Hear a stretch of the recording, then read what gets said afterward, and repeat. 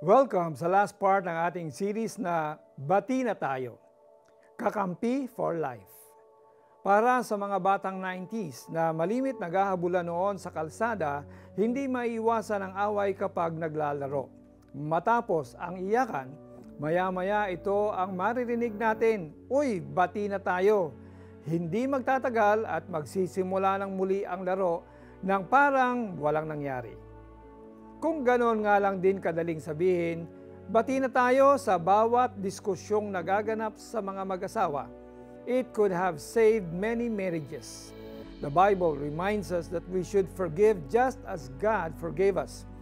Hindi ito madali, pero narito ang ilang practical tips that could help us. Number 1, say sorry. Kadalasan, we just get through the day na hindi ito nasasabi, kaya walang issue na nare-resolve. Let us make it a habit to say sorry to our partners kapag mayroong alitan, kahit pa may times na hindi tayong mali. This practice shows our humility and willingness to make things work in our relationship. Number 2, wag pa hard to get. It takes courage na magsabi ng sorry, lalo na kung galing tayo sa matinding emosyon. Let us acknowledge that kapag nagsabi ng sorry ang ating asawa, makipagbati na rin tayo.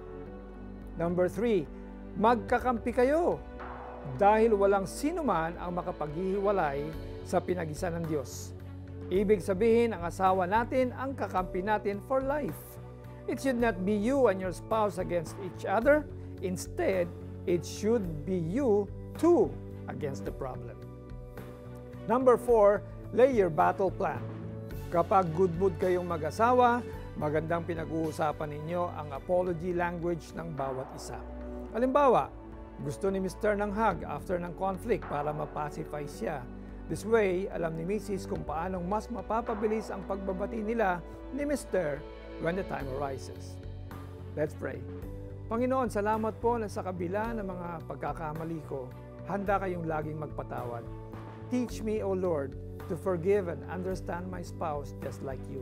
In Jesus' name I pray, Amen. Take time to talk with your partner about your apology language. Pray together after your discussion.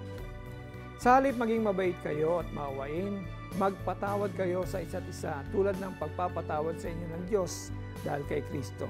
Mga taga-Efeso 4:32.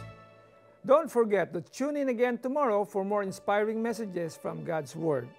Muli, ito po si Pastor Alex Tinsay na nagsasabing patuloy tayong magpatawaran sapagkat dito nakikita ang kalooban ng Diyos sa ating mga buhay. God bless you more.